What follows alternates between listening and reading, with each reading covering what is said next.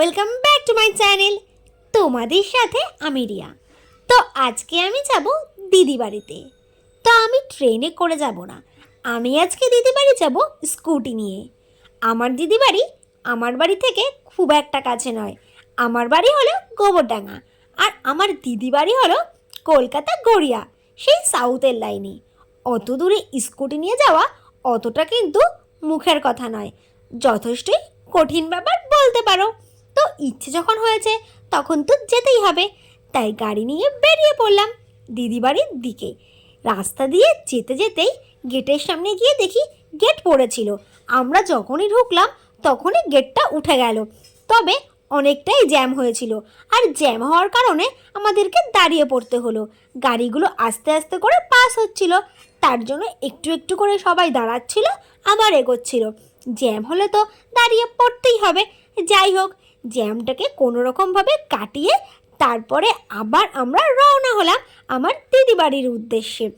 আর দিদি বাড়ি যেতে যেতে আমি ভাবছিলাম, এতটা রাস্তা স্কুটি করে যাব, কী যে হবে কে জানে। ভাবার আর শেষ নেই, ভাবতে ভাবতে যেতে লাগলাম। এরপর রাস্তার সামনে একটা চায়ের দোকান দেখে দাঁড়িয়ে পড়লাম চা খেতে। চা খেতে তো আমার ভালোই লাগে, সেটা তো তোমরা সবাই জানো। তার জন্য আমি চা খেতে ঢুকে পড়লাম সেই চায়ের দোকানে। আর রাস্তার পাশে এই চায়ের দোকানটা চা নাকি খুবই ভালো, এটা আমি সবার কাছেই শুনেছি। তো তার জন্য আমিও ঢুকে পড়লাম এই চায়ের দোকানে। অনেক রকমের চা আছে, মালাই চা থেকে শুরু করে অনেক রকমের চা। তো আমি প্লেন চা নিয়ে নিয়েছি। তো এই খুঁড়িটার দাম 12 টাকা। তো আমি এই 12 টাকার একটা চা নিয়ে নিলাম। এই চায়ের দোকানে 12, 15, 20 এরকম অনেক রকম দামেরই খুঁড়ি ছিল। তো আমি 12 টাকারটাই নিয়েছিলাম। চা আমি খেতে ভালোবাসি বলে যে বেশি দামের খাবো এমনটা নয়, খেতে ভালোবাসি ঠিকই, তবে সেটা অল্প স্বল্প, খুব একটা দামের চা আমি খাই না। তো যাই হোক, এরপর আবার রওনা হলাম। তো দেখো, এরপর আবার গাড়ি চালিয়ে আমরা আমার দিদি বাড়ির উদ্দেশ্যে রওনা হলাম। অতটা রাস্তা যেতে হবে তো, তাই না? তো বসে থাকলে হবে না, তো অনেক সময় ধরে চা খেলে তো চলবে না। টাইমটা যদি আমি এদিকে সেদিকেই নষ্ট করে দিই তাহলে আমার দিদি বাড়ি যেতে যেতে লেট হয়ে যাবে। তার জন্য আর বেশি লেট করলাম না। এরপর আমি বারাসাতের কাছাকাছি এসে হেলমেটটা পরে নিলাম, কেননা গোবরডাঙ্গা থেকে বারাসাতের আগে পর্যন্ত হেলমেট ছাড়া আসা যায়, তাতে কিছুই হয় না, পুলিশও ধরে না। তো আমিও এতটা হেলমেট ছাড়াই এসেছি। এরপর বারাসাত ঢোকার আগে আমি হেলমেটটা পরে নিলাম। আমাদের এখানে খুব একটা ধরে না ঠিকই, তবে আবার মাঝে সাঝে দেখি রাস্তার মোড়ে দাঁড়িয়ে থাকে। কেউ যদি হেলমেট ছাড়া গাড়ি চালায় তাহলে তাদের দাঁড় করিয়ে 500 টাকা ফাইন নিয়ে নেয়। খুব একটা না ধরলেও কখনো সখনো দাঁড় করিয়ে 500 টাকা ফাইন করবে যদি মাথায় হেলমেট না থাকে। তো যাই হোক, আমাদের এখানের কথা ছাড়ো, কলকাতার দিকে গেলে তোমাকে লাইসেন্স, গাড়ির কাগজপত্র, পলিউশনের কাগজপত্র, তাছাড়া হেলমেট, এটা তো করতেই হবে। না হলে তুমি কলকাতাতে গাড়ি কখনোই চালাতে পারবে না। তোমার কাগজপত্র ঠিক না থাকলে তুমি গাড়ি নিয়ে যেতেও পারবে না। এরপর আমরা দেখতে দেখতে দমদম এয়ারপোর্টের সামনে চলে আসলাম। আর এয়ারপোর্টের সামনে আসতেই আমি মোবাইলটা বার করে একটু ভিডিও করে নিলাম। কলকাতার দিকে বাড়ি তো দেখাই যায় না, যেদিকেই দেখাবে সব দিকেই শুধু ফ্ল্যাট আর ফ্ল্যাট, বাড়ি খুব কম দেখা যায়। ওই বলতে পারো 100%-এর মধ্যে 99%ই ফ্ল্যাট। যাই হোক, এতটা গাড়ি চালানোর পর অবশেষে আমরা দিদি বাড়ি পৌঁছে গেলাম। আর দিদি বাড়ি এসে আমার দিদির মেয়ে সুমির সঙ্গে একটু কথা বলে নিলাম। আমার জামাইবাবু খাটে বসে আছে, আর ঠিক তার পাশেই আমার ভাই বসে আছে। এবার আমি ব্যাগ থেকে জিনিসপত্রগুলো বার করব। জিনিসপত্র বলতে দিদির জন্য সোয়েটার এনেছি, সুমির জন্য সোয়েটার এনেছি, দিদির ছেলের জন্য সোয়েটার এনেছি, আর আমার মা পিঠে করে পাঠিয়েছে। দিদি বাড়ি আসবো বলে আমার মা সবার জন্য পাটি সাপটা পিঠে করে পাঠিয়েছিল। সেই পিঠেটাও ব্যাগ থেকে বার করলাম। আসলে কি বলো তো, মায়ের মন তো সবসময়ের জন্যই চায় যে ছেলে মেয়েদের জন্য কিছু করে দেবার। তার জন্য আমি যেহেতু দিদি বাড়ি আসবো, তাই মা আগের দিন রাতে পিঠে করেছিল, আর সেই পিঠেগুলো মা প্যাক করে পাঠিয়ে দিয়েছিল। আর আমার দিদিরা পাটিসাপটা পিঠে খেতে খুবই পছন্দ করে। বিশেষ করে আমার জামাইবাবু ভীষণই ভালোবাসে এই পাটিসাপটা পিঠে খেতে। তার জন্য মা এগুলো করে দিয়েছিল, সেটা আমি বার করে দিলাম। সেটা তো তোমরা ভিডিওর মাধ্যমে দেখতেই পাচ্ছ। আসলে কি বলো তো, আমার তো খুব একটা সময় হয় না দিদি বাড়ি যাবার। আমার তো দোকানে কাজ থাকে, আর দোকানে সেইভাবে ছুটিও হয় না যে আমি দিদি বাড়ি ঘুরতে যাব। আমি ওই দিদি বাড়িতে বছরে একবার কিংবা দুবার যাই। ওই পুজোর সময় একবার যাই, আর এরকম টাইমে শীতকালে একবার যাই। তাও দোকানে অনেক কষ্টে ছুটি নিয়ে তারপর আমাকে যেতে হয়। আসলে তোমরা তো জানোই, পরের কাজ করলে সময় হয় না। যদি কেউ নিজের কাজ করে তাহলে তারা টাইম বের করে যেতে পারে। আজকে যদি তুমি নিজের দোকানে কাজ করো কিংবা তোমার নিজের একটা ব্যবসা থাকে, তাহলে তুমি তোমার ইচ্ছে মতো দোকানটা বন্ধ করে যেখানে খুশি যেতে পারবে।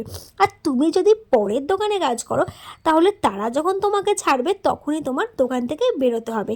তারা যখন তোমাকে ছুটি দেবে তখনই তোমাকে ছুটি নিতে হবে।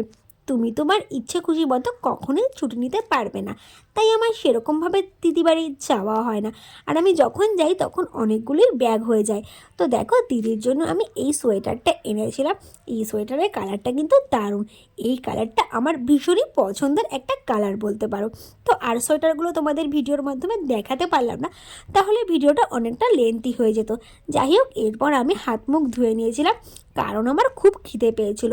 দিদিবাড়ি ঢুকতে ঢুকতে আমার প্রায় 3টে বেজে গিয়েছিল, আর দুপুর প্রায় পেরিয়ে গেছিলো। আর আমার খিদেও পেয়ে গিয়েছিল। যেহেতু এতটা রাস্তা এসেছি, তাই আমি হাত মুখটা ধুয়ে নিলাম ভাত খাবার জন্য। আর আমার দিদি এই দিকে ভাত বাড়ছিল আর আমাকে ডাকছিল ভাত খাবার জন্য। তো খাওয়ার জন্য আমি বসে পড়লাম। তো দিদি সেরকম কিছু রান্না করেনি, কেননা আমি যেহেতু শুক্রবার দিদি বাড়ি গিয়েছিলাম, তার জন্য দিদিদের নিরামিষ ছিল। সে কারণে দিদিরা সেইভাবে কিছুই রান্না করতে পারেনি। আর দিদি নিরামিষ রান্না বলতে করেছিল পালং শাক, আর দিদি পনির করেছিল। তো পনির আমার খুব একটা পছন্দের খাবার না বলতে পারো। পনির আমার খুব একটা ভালোও লাগে না, আর পালং শাকও আমার পছন্দের না। একটা খাবারও আমারও পছন্দের ছিল না। তার সাথে দিদি ফুলকপির তরকারি করেছিল। তো আমি সব কিছুই মোটামুটি খাই, ভালো লাগুক বা না লাগুক। তো তাই বলে পছন্দের একটা ব্যাপার থাকে, তাই তোমাদের বললাম। তো পালং শাক দিয়ে প্রথমে আমি খেয়ে নিলাম, সেটা তো তোমরা ভিডিওর মাধ্যমে দেখতেই পাচ্ছ। আর আমার সাথে আমার পাশে জামাইবাবুও খেতে বসেছিল, আর তার পাশে আমার দিদিও খেতে বসেছিল। ওরাও কেউ খায়নি, আমরা গিয়েছি তারপরে একসঙ্গেই ওরা খেতে বসেছে। যেহেতু আমাদের যেতে লেট হচ্ছিল, তার জন্য ওরাও না খেয়ে বসেছিল। এরপর আমাকে দিদি ফুলকপি তরকারি দিয়ে দিয়েছে। ফুলকপির তরকারিটা মোটামুটি ভালোই হয়েছে। ফুলকপি আমার মোটামুটি খারাপ লাগে না, ভালোই লাগে। তার জন্য ফুলকপির তরকারিটা নিয়ে নিলাম। ফুলকপির বড়াও আমার ভীষণ পছন্দের। ফুলকপির যে পকোড়া টাইপসের বড়াটা হয় না, বেসন দিয়ে কর্নফ্লাওয়ার দিয়ে করা হয়, ওটা না আমার শীতকালে খেতে দারুণই লাগে। তো তোমাদের কেমন লাগে জানি না, আমার তো ভীষণ ভালো লাগে। আমার দিদি আমি দুজনেই পছন্দ করি ফুলকপির পকোড়া। যাই হোক, তোমরা তো দেখতেই পাচ্ছ ফুলকপি দিয়ে আমি খাবার চালু করে দিয়েছি। পনিরটা যেহেতু আমার পছন্দের না, তার জন্য পনিরের প্রতি অতটা ঝোঁক ছিল না। ফুলকপি রান্নাটা ভালোই হয়েছিল, তার জন্য আমি কোনো দিকে না তাকিয়ে ফুলকপি দিয়ে কত করে খেতে লাগলাম। কারো কথায় কোনো কান দিচ্ছিলাম না। পাশ দিয়ে আমার ভাই জানি কী সব বলছিল, আমিও তো কান টান দিইনি। আমি খেয়ে নিলাম ফুলকপি দিয়ে। এরপর আমি পনির নিয়ে নিলাম। পনিরটা দিদি খুব সুন্দর করে রান্না করেছিল, তবে আমি যেহেতু পছন্দ করি না, তাই আমার পনির নিয়ে অতটা আগ্রহ ছিল না। আমার ছোট বোন পনির খেতে ভীষণ ভালোবাসে। ওর যদি পনির হয় তাহলে আর কোনো কিছুই দরকার হয় না। তবে সবাই তো আর সব কিছু পছন্দ করে না, সবার টেস্ট আলাদা। সবাই সব কিছু খেতে ভালোবাসে না, যার যেটা ভালো লাগে সে সেটা খায়, তাই না? তবে আমার এতটাই খিদে পেয়েছিল, আমি আর জামাটা চেঞ্জ করিনি। আমি যে জামা পরে গিয়েছিলাম সেটা পরেই খেতে বসে পড়েছি। শুধু হাত মুখটা ধুয়ে নিয়েছি, চুল টুল কিছুই খুলিনি। আমি চুলটা বেনুনি করে গিয়েছিলাম, যেহেতু আমি স্কুটি নিয়ে গেছি। গাড়িতে যদি আমি চুল খুলে যাই তাহলে ধুলো ময়লায় একদম চুলটা জর্জরিত হয়ে যাবে। যার কারণে আমি চুলটা বেনি করে নিয়েছিলাম। বেনিটা আমার মা করে দিয়েছে। আমি চুল বেনি করতে পারি না, যার কারণে আমার মাই করে দেয়। তো আমি কিভাবে দিদি বাড়ি গেলাম, কি কি করলাম, সবটাই তো তোমাদের সাথে ব্লগের মাধ্যমে শেয়ার করলাম। টাটা, বাই বাই, তোমাদের সঙ্গে দেখা হবে নেক্সট ভিডিওতে।